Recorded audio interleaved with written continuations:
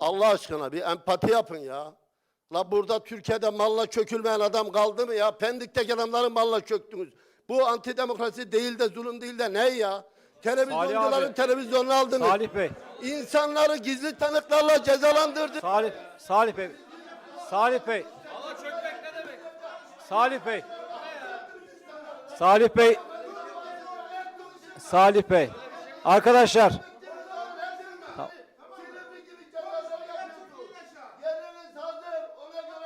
Arkadaş kapattın mikrofonunuz. Salih Bey.